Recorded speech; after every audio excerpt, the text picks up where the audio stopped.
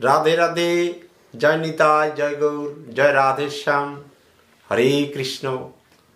তো একাদশী ব্রত মাহাত্ম্য কথা নিয়ে ফিরে এলাম। তো আসছে আগামী একাদশী তিথি কবে পড়েছে, কোন তারিখ, এই একাদশীর নাম কি, এর ব্রত মাহাত্ম্য কথা আমরা আজকে জানব। সেই সঙ্গে জানব এই একাদশীর পূজিত দেবতাই বা কে, এবং এই একাদশীর পারণ কবে, কোন সময়, পারণ মন্ত্র আমরা আজকে এই ভিডিওতে সম্পূর্ণ জানব। আপনারা টেনে টেনে না দেখে সম্পূর্ণ ভিডিওটি দেখবেন। সকলকে কৃপা করে শেয়ার, সাবস্ক্রাইব করবেন। চলুন শুরু করি। তো আসছে আগামী একাদশী তিথি পড়েছে 28শে অগ্রহায়ণ 1432 সন 15ই ডিসেম্বর 2025 সন সোমবার। একাদশী ব্রত উপবাস। এই একাদশীর নাম হচ্ছে সফলা একাদশী। এই একাদশীর মহিমা মাহাত্ম্য অনেক, সেই মহিমা ব্যঞ্জক এই একাদশী। তো পারণ পরদিন পূর্বাহ্ন 9টা 47 মধ্যে আপনারা পালন করবেন। ভগবান শ্রীকৃষ্ণ জনার্দনকে ধূপ দীপ নৈবেদ্য নিবেদন করে সেই নৈবেদ্য পেয়ে আপনারা পালন করবেন। এই পালন মন্ত্র হল একাদশাং নিরাহার ব্রতেনানেন কেশব প্রসীদ সমুখ নাথ জ্ঞান দৃষ্টি প্রদভাব। এই মন্ত্র উচ্চারণ করে আপনারা এই ব্রতের পালন করবেন। তো চলুন শুরু করি। তো এই যে একাদশী, এই একাদশী সম্পর্কে ভগবান শ্রীকৃষ্ণ, যিনি সর্বমঙ্গলের মঙ্গলদাতা, দ্বাপর যুগে ভগবান শ্রীকৃষ্ণ চন্দ্র, তিনি একাদশীর ব্রত মাহাত্ম্য কথা পাণ্ডবদের উপদেশ দিয়েছেন। তো এই একাদশী নাম হল সফলা একাদশী।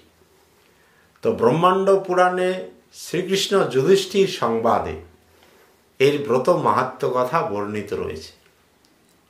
তো মহারাজ যুধিষ্ঠির ভগবান শ্রীকৃষ্ণকে বললেন, হে প্রভু, হে জনার্দন, হে পুরুষোত্তম, অগ্রহায়ণ মাসের কৃষ্ণপক্ষের একাদশীর নাম কি, এর ব্রত মাহাত্ম্য কি, এর পূজ্য দেবতাই বা কে? আপনি কৃপা করে সবিস্তারে বলুন, আমার জানার খুব ইচ্ছা, আমার এই কৌতূহল নিবারণ করুন। উত্তরে ভগবান শ্রীকৃষ্ণ জনার্দন উত্তর দিলেন, হে রাজেন্দ্র, অগ্রহায়ণ মাসের কৃষ্ণপক্ষের যে একাদশী, সেই একাদশী হচ্ছে সফলা একাদশী। এই একাদশী অত্যন্ত মহিমা ব্যঞ্জক। এই একাদশী খুবই মাহাত্ম্যপূর্ণ, কারণ এই একাদশী ব্রত পালনকারী যদি নিষ্ঠা সহকারে, ভক্তি সহকারে এই ব্রত পালন করে, তাহলে শ্রীহরি জনার্দন অত্যন্ত প্রীত হন। এই একাদশীর পূজিত দেবতা হলেন ভগবান শ্রীকৃষ্ণ স্বয়ং। তাই যে ভক্ত যত্ন সহকারে, নিষ্ঠা সহকারে এই ব্রত পালন করে, শ্রীকৃষ্ণ জনার্দনের পুজো করে, ভগবান অত্যন্ত খুশি হন, সন্তুষ্ট হন। সন্তুষ্ট হয়ে ভগবান সেই ভক্তকে কৃপা করেন, কৃপা দান করেন। এত এত এই ব্রতের মাহাত্ম্য। এই ব্রত দিনে ভাগবত শাস্ত্রাদি পাঠ, কীর্তন, শ্রবণ ইত্যাদির মধ্য দিয়ে রাত্রি জাগরণ অবশ্যই ভক্তকে, এই সমস্ত কর্তব্য অবশ্যই পালনীয়। তাহলে যে ব্যক্তি পাঠ শ্রবণের মধ্য দিয়ে রাত্রি জাগরণ করবে, তাহলে ভগবান অত্যন্ত সন্তুষ্ট হন। কারণ এই একাদশী হচ্ছে ভগবানের অত্যন্ত প্রিয় তিথি। ভগবান বলছে যে নাগদের মধ্যে সর্বশ্রেষ্ঠ শেষ নাগ, পক্ষীদের মধ্যে সর্বশ্রেষ্ঠ হচ্ছে গরুর পক্ষী, মানুষদের মধ্যে সর্বশ্রেষ্ঠ হচ্ছে ব্রাহ্মণ, তেমনি দেবতাদের মধ্যে সর্বশ্রেষ্ঠ হচ্ছে সেই নারায়ণ বিষ্ণু। তেমনি যত ব্রত রয়েছে সেই সমস্ত ব্রতের মধ্যে সর্বশ্রেষ্ঠ ব্রত হচ্ছে একাদশী ব্রত। তাই ভগবান শ্রীকৃষ্ণ নিজেই বলেছেন যে একাদশী ব্রত আমার অত্যন্ত প্রিয়। এই ব্রত যে ভক্তি সহকারে নিষ্ঠা সহকারে পালন করে, আমি সেই ভক্তকে ধন ঐশ্বর্য দান করি এবং অন্তে সে মুক্তি লাভ হয়, তিনি ভগবৎ কৃপা লাভ করে।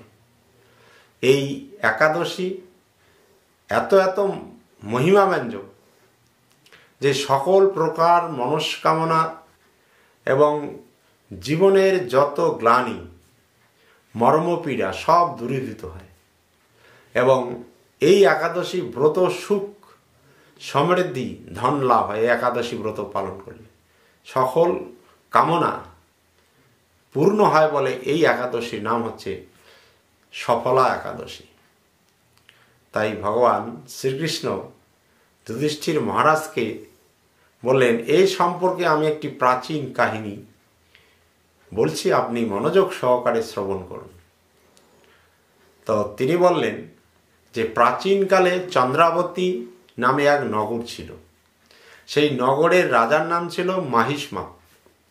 এই মহিষ্মত অত্যন্ত ভক্তিপরায়ণ এবং প্রজানিষ্ঠ ছিল। তো এই রাজা মহিষ্মতের 4 ছেলে ছিল। তার 4 ছেলের মধ্যে জ্যেষ্ঠ পুত্র, তার নাম হচ্ছে লুম্ভক। এই লুম্ভক অত্যন্ত ব্যভিচারী ছিল, চরিত্রহীন। তিনি পরস্ত্রী গমন, মদ্যপান ইত্যাদি নানা রকম অসৎকর্মের সঙ্গে তিনি যুক্ত ছিলেন। তাই এই পিতার এত বিপুল ঐশ্বর্য, তিনি অনেক ঐশ্বর্য ধন সম্পত্তি নষ্ট করে ফেলেছিলেন। ফলে পিতা মহিষ্মত অত্যন্ত ক্রোধান্বিত হয়ে তাকে রাজ্য থেকে বিতাড়িত করলেন। তখন লুম্বক কী করল? তিনি বনে গমন করলেন। তার স্ত্রী, পুত্র, পিতা, মাতা, আত্মীয় স্বজন সবাইকে পরিত্যাগ করে তিনি বনে গমন করলেন। বনে গিয়ে ঘুরতে ঘুরতে তার সেই করুণ অবস্থা, তিনি পশু হত্যা, চুরি ডাকাতি করে সেখানে দিন যাপন শুরু করলেন।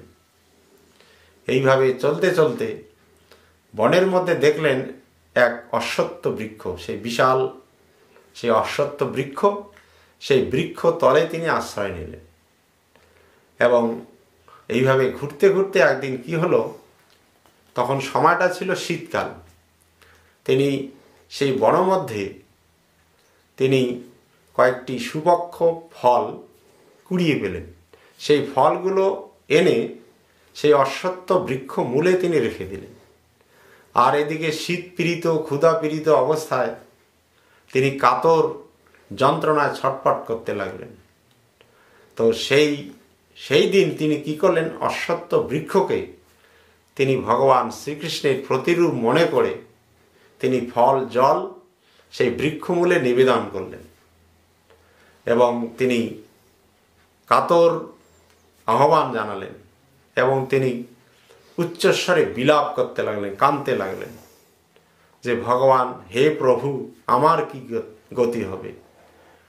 ফলয় রবি প্রিয়তাম ভগবান হরিহি, আমার কি গতি হবে? হে লক্ষ্মীপতি নারায়ণ, আমার প্রতি প্রসন্ন হন। তিনি ফল আর জল নিবেদন করে সেই লক্ষ্মীপতি নারায়ণকে তিনি কাতরভাবে আহ্বান জানালেন এবং এইভাবে অনিদ্রায় অনাহারে সেই লুম্বকের রাত্রি জাগরণ এবং অনাহারে তিনি সেই রাত্রি যাপন করলেন।